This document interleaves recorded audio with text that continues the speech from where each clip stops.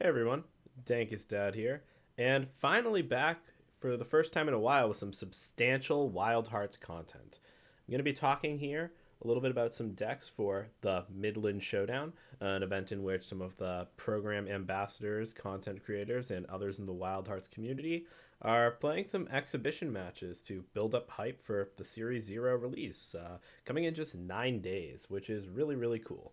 So I have my good pal Koopa with me, and today we're going to be talking about one of the decks in this Midland Showdown from Dragonrider, my fellow AFG teammate and good friend. And we're not going to be pulling any punches. We're going to be talking about the good, the bad, the ugly of this deck, how we think it's going to perform, what the matchups might be like, and how it's going to shake out in this tournament. So, before we go into that, just want to talk a little bit about the format for this tournament.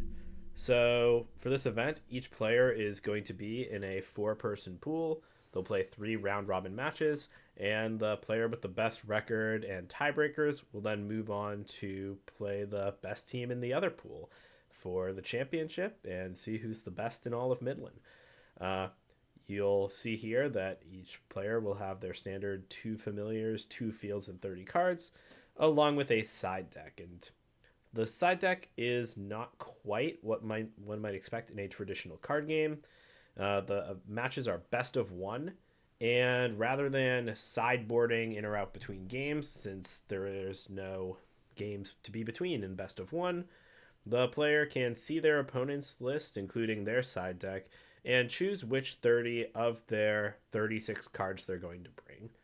So, in reality, there's not much of a distinction between a card that's in the side deck and in the main board.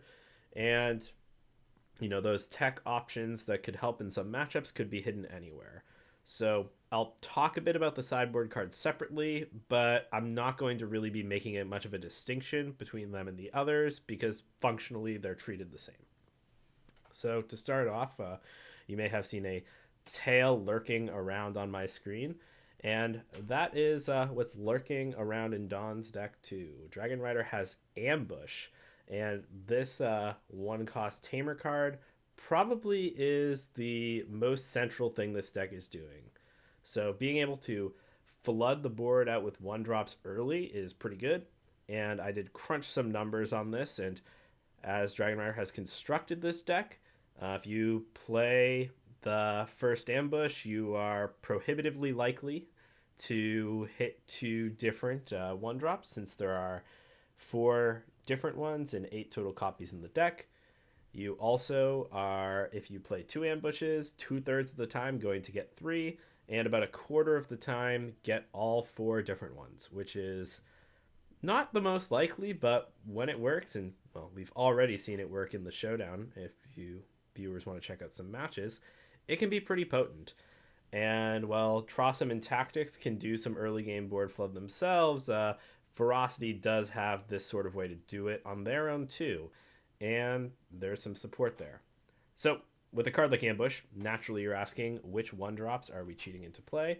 And Ferocity has some sweet ones. So, the Ladies here, pretty good. The two power, not the best perhaps, but being able to pitch a random card from hand to give something -4 is a massive swing. And if you are off the initiative or are just looking to come back on a board in the mid game, tempoing this out can be huge. And this deck does have ways to pay off discard. We see the Sylphunk there in the main board. We also see that Infernander lurking in the sideboard over there. I'll move the ladies here if you can't get quite the good view. But these are ways that that discard can be leveraged additionally, which is quite nice. Then the Sealin is good for both moving allies around and generating incidental VP. That's really, really nice. Koopa, please. But the Sealin's biggest part here is just that fat 3 power and then being able to bring another ally into that field. So Sealan is going to just swing so much power into that field when you ambush there. Or if just play it out of your hand like a normal deck, still excellent. So these are big hits. We're going to love to see them. Another card that's really key in this deck is Fury Potion.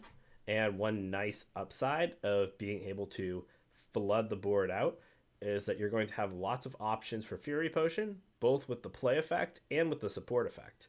So being able to KO that Lady Seer to move that 2 power elsewhere, KO something like the Siltsune or the Amptoir, or something in a field with the Amptoir can be pretty nice. You can really spread that power around. It's pseudo movement, and just getting buyback on some of those KO effects too is really nice. Just also being able to pump something up by 5 is huge, and in the early game can help swing boards back against decks playing familiars like the Chrism or other big early bodies. Now, double-edged hit, another piece here. We saw already that there was some movement with the Sealin, but the Siltsune and this double-edge hit as well continue to round out this suite of being able to move allies. This also is nice removal too. And if you were to use something like a Fury Potion to KO your Siltsune, double-edge hit can come right back in the game, make that removal happen. You can trade one of those 1-cost bodies you brought out with Ambush, and suddenly you are just taking out something much bigger, swinging that tempo again. Last thing to note here is this card does say skill, so once again, Silphunk and Infernander are feastin'. Sune Stick here is the last piece of what I call this movement package, and this one also does familiars. So it's interaction, it is removal, can be ramp if you need it, but probably most importantly, it's going to be moving the Jellicane, moving the Skyson around, moving that Infernander around, getting them where they need to be. Like Skyson with this can be quite hard to play around, and if you have a field like Oliver's Inlet up there, you're going to be racking up those power bonuses. And Sune Stick is just really nice for that. One thing of note here, and this will be probably the first negative thing I'll say, is that this Sune Stick might be a little bit hard to get going sometimes. This special deck is not running the full suite of special attacks, so Guardian might be something that this deck has a difficult time dealing with, or at least be a little bit expensive to move around if it's placed outside of, those fields where the Silphunk and Infernander can make that removal a little easier with double-edge hit. Block also is going to take a little bit more investment to take off, so it's going to rely on Dragonrider to play smart with the stick, but if she does, she will not need to speak softly. She'll be doing a little diplomacy the old-fashioned way. And, of course, take flight. Once again, movement, cool. You get it in the support. You also get that ramp here to round out Sune Stick and help make those late games pop. So, just all around, like this package of these Tamer cards really, really makes the deck pop. And we see skill again. So, like before, really, really high synergy. So, Infernander is in this sideboard. And honestly, I would not be surprised to see Dragonrider play the Infernander and the Skyson similar amounts. Just a lot of the synergies in this deck are really here to enable this familiar. This is also one of the ways the Dragonrider can get big stats in the early game first, both by growing the Infernander and by taking stats off the opponent, whereas Skyson takes a little bit more time to come online. But I think that this card is pretty key. And even though it's in the sideboard, like I said before, this is going to be one of those techie options that might actually be a good call more often than not. Sparkwill coming out of the sideboard is really interesting. So I'll say here that I'm not actually really sure what the Sparkwill is cooking. And this doesn't mean it's a bad choice, but it definitely has some things going for it that are cool. But also, it's a 3-cost ally, it's difficult to play, and if you are going to commit 3 resources to it, you want to get some bang for your buck. And while the Sparkwill does get some bang there, it's not going to make that immediate board impact like the Rapture does. So being able to take away VP, take away power, both nice things, but there aren't going to be cards like Sylph Amulet that can cheat this back into play if something goes wrong. You're not going to have a lot of great ways to just slam this thing. We see there's a summoning lurking there, but when this is coming in for 2 power, perhaps it's not the most exciting, but it does complement the Rapture well. You can bring this in. It is tame. It won't go away. It's also another card that can, be a little bit disruptive, which is nice. Maybe if there's a slower game plan going along on the other side, it might make more sense to go with the Sparkwill to just have more high impact cards. Hard to say, but I'm not giving this card a bad mark or anything like that. It is just going to be one to watch, and I'm curious to see how Dragonrider uses it in her matches over the course of the event. Judge's Decree, of course, cannot be avoided here. This is a Ferocity deck. We love Judge's Decree, and this card probably is going to be coming out against a lot of the Might decks that hit the board hard early, but there is some special tactics in the event, and letting the decks that are trying to ramp up, play that long game, and are willing to sort of give up early tempo to, bide their time and play reactively, they get punished so hard by Decree. Once again, a skill, enabling discard synergies. Dragonrider's using the whole Skyson here with this card, pun intended. And Decree, I think, is really nice to have as a one-of, and it can just come out of the deck immediately in the matchups where it's not going to make a difference. Last but not least, we have the Pecara. This is another card that I think will be moving in and out of the deck, and both effects here are really nice.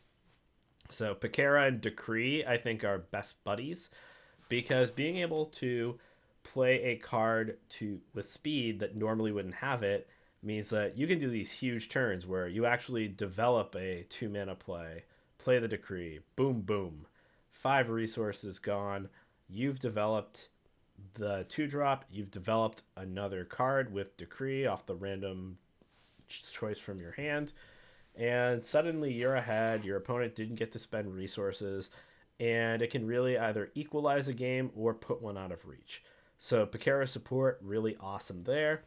Also, there's this tax effect in the ongoing, so making other allies cost more to play is pretty nice. Naturally, Ambush is resilient to that, which is thumbs up for Dragonrider. She's not going to have to watch out for Pecaras quite as much as the other players. But, on the flip side of that, 4 power for 2 isn't the best place to be living, and it is difficult to jam this ally sometimes. So, I can see some games where the second Pecara comes in to pair with Decree if you're making a lot of both effects, or Pecara and Decree can come out maybe for those Sparkwills, perhaps one of these other things in the sideboard here, like the second summoning or even the reset spell. So we've got to give this deck a grade. We got to land somewhere. So I think overall, I like what Dawn is cooking. Dragonrider's got some good stuff here, strong synergies, and even though that early game is not necessarily super well defined if Ambush isn't there, and the late game also can be a bit tough since Rapture and sometimes Sparkwill are not going to be the most powerful win conditions. They do give a lot of agency and a lot of chances for Dragonrider to make good plays, play the situation, and take games that way. So, no grade inflation here, but this one I think gets a hard-earned B+. I like what's cooking here, and I think that this deck definitely is one of the better ones in the showdown. It ain't Middlin. All right. Well, we'll have to see how our other competitors fared with their decks. So tune in next time, and we will probably have Dawn Fidel's deck up next to discuss. If you like what you're seeing, you want to play some Wildhearts, I'll have some links to the Discord and the Kickstarter in the description for the video. But thanks for watching, and I'll see you next time.